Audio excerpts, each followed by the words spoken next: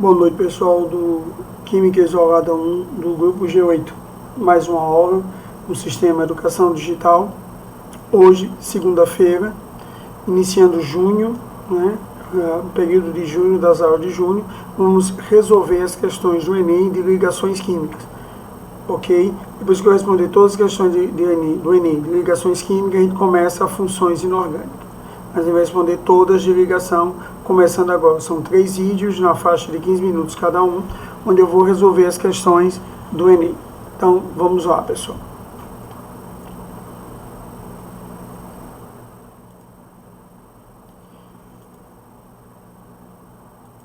Primeira questão de 2008. Eu coloquei em ordem cronológica, se não me engano, né? Vamos lá. A China comprometeu-se a indenizar a Rússia pelo derramamento de benzeno. Benzeno é uma substância orgânica, eu sei que a gente é inorgânica, mas eu já comentei do benzeno, por causa do efeito de ressonância. Né? Então, benzeno é uma substância apolar que tem efeito de ressonância.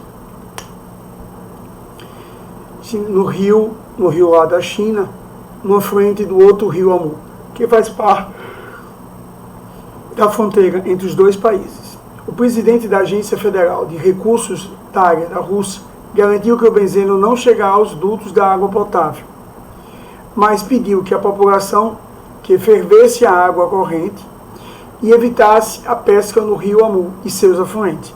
Por que ferver? Quando você ferve, você aquece. Se você aquece, evapora a substância de menor ponto de ebulição. Como o benzeno é volátil e a água é menos volátil que o benzeno, que a água é polar, então quem deve evaporar é o benzeno. Com isso, a população vai ficar livre do benzeno. O benzeno vai para a atmosfera, mas não vai ficar mais na água que você consome. As autoridades locais estão armazenando centenas de toneladas de carvão, já que o mineral é considerado eficaz como absorvente do benzeno. Bom, se ele é volátil, ele pode ficar absorvido no carvão. Né? O carvão é usado em tratamento de água para absorver os odores das substâncias voláteis que vêm com a água. É para isso que se usa carvão em tratamento de água. Levando em conta as medidas adotadas para a minimização dos danos ao ambiente e à população, é correto afirmar que o carvão mineral, ao ser colocado na água, reage com o benzeno. Não, ele não vai reagir de forma nova substância. O carvão tem a capacidade de dissolver as substâncias voláteis. Como o benzeno é volátil, ele vai ficar dissolvido. Letra B. O benzeno é mais volátil que a água. Até aí está certo. E por isso é necessário que esta seja fervida. Sim, se ele é volátil, evapora o benzeno. A letra B, por enquanto, é a melhor resposta. A orientação para se evitar a pesca deve ser a necessidade da preservação dos peixes. Não. Os peixes estão contaminados do mesmo jeito, pelo contrário, para que você não tenha um acúmulo de benzeno pelo sistema de cadeia alimentar. O benzeno não contaminaria os dutos de água potável, porque ele seria decantado naturalmente no fundo do rio. Primeiro, o benzeno é apolar. A água é polar, forma 2 fases. Mas quem decanta não é o benzeno. Se o benzeno é mais volátil, ele fica em cima. Quem vai ficar embaixo é a água. Item a poluição causada pelo derramamento do benzeno na indústria chinesa ficaria restrita ao rio. Não fica restrita ao rio, né? Vai contaminar todos os rios sem afluentes. Então a melhor resposta é a letra B. Letra B, a melhor resposta. Respaldando no que eu comentei. O benzeno é mais volátil que a água, ou seja, a atração entre as moléculas é menor do que a atração existente entre as moléculas da água, porque a água faz ligações de hidrogênio. Por isso, grande parte do benzeno passará para a fase gasosa durante a mudança de fase da água. Questão 2 de 2011. O etanol é uma substância orgânica, mas eu já comentei. Tirando a orgânica, etanol é um álcool comum, que a gente usa bastante. É considerado um biocombustível promissor. Por que biocombustível? Porque ele é renovável, ele faz parte do ciclo dessa era.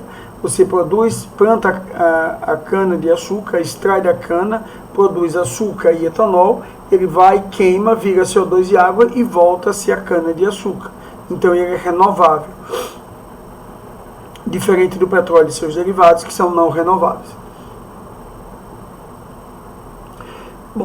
sob o ponto de vista do balanço de carbono, possui uma taxa de emissão praticamente igual a zero, porque o CO2 que ele produz, ele mesmo recupera, ou o CO que ele produz, e se transforma de novo em cana-de-açúcar.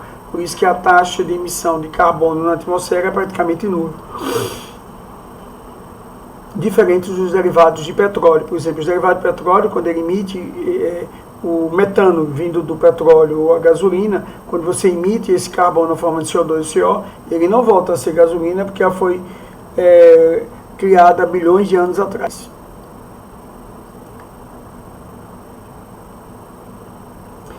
É praticamente igual a zero. Entretanto, esse não é o único ciclo biogeoquímico associado à produção de etanol.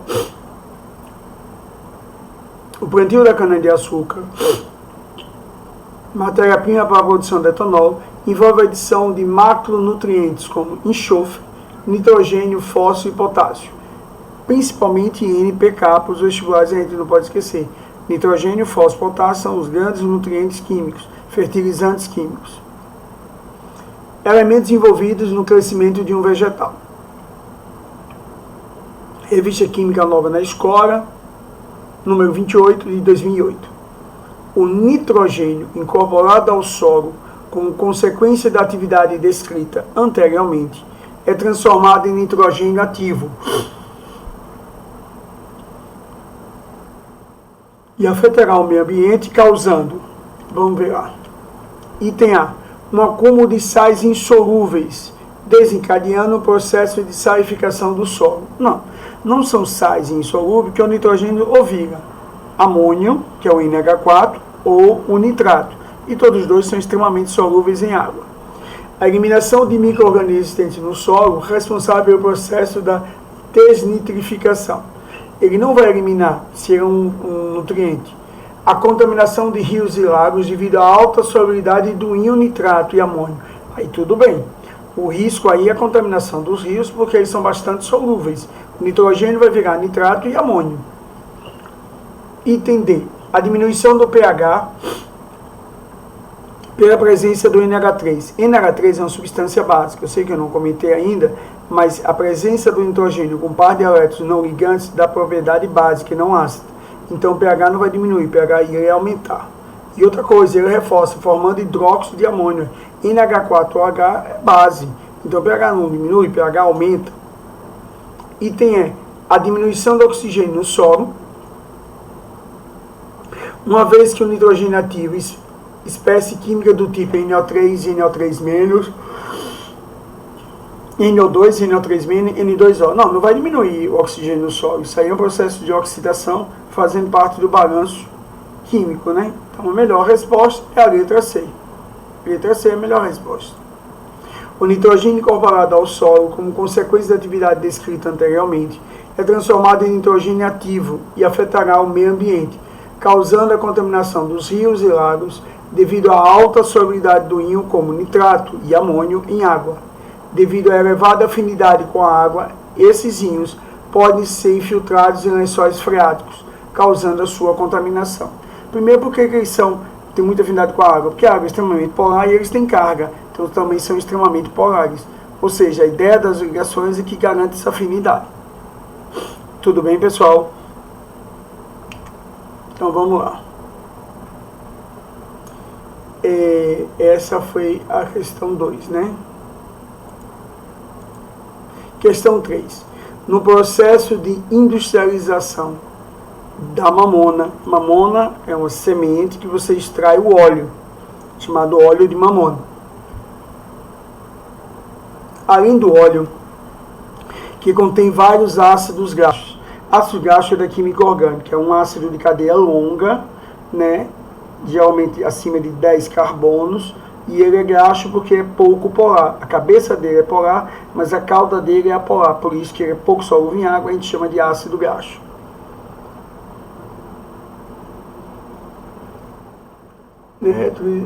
Potencial de se utilizar fertilizante no solo.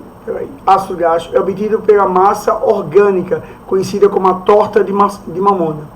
Essa massa tem potencial para ser utilizada como fertilizante, que é rica em nitrogênio, no mínimo, entre os nutrientes, e como complemento de ração animal devido ao seu elevado valor proteico.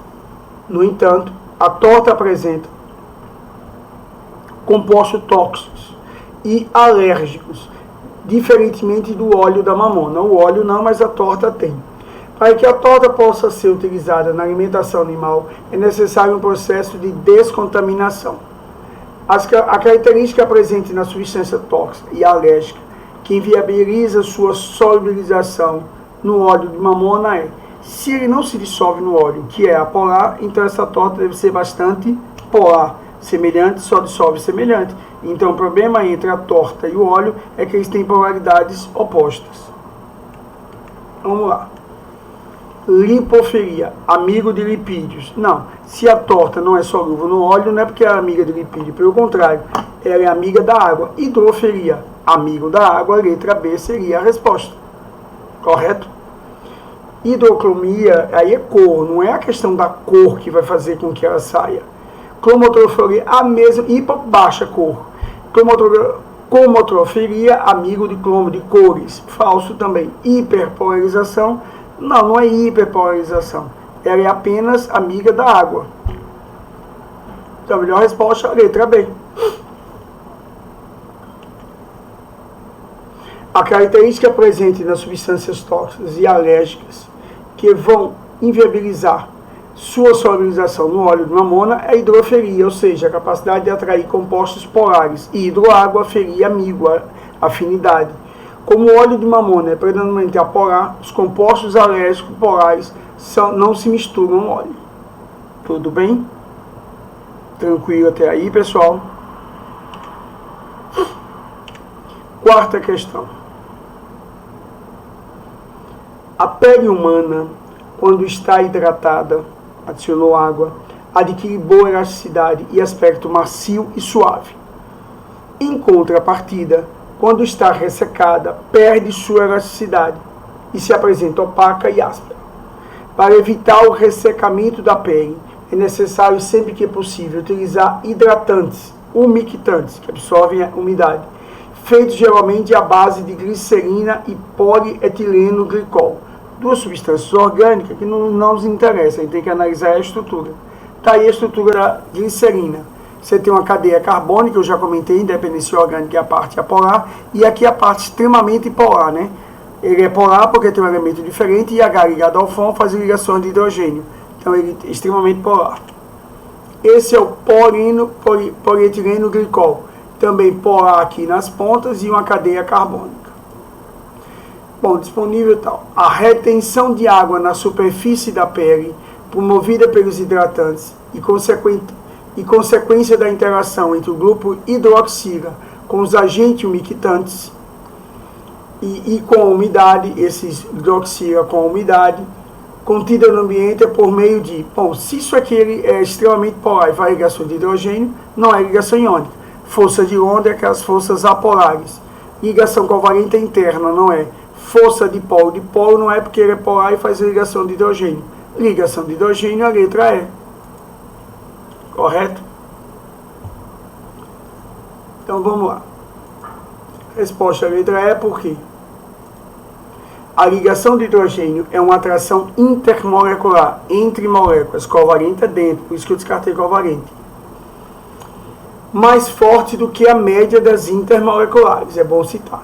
Nela, os átomos de hidrogênio formam ligações indiretas, ligação em pontes, entre átomos muito eletronegativos, flúor, oxigênio e nitrogênio, e a molécula vizinha.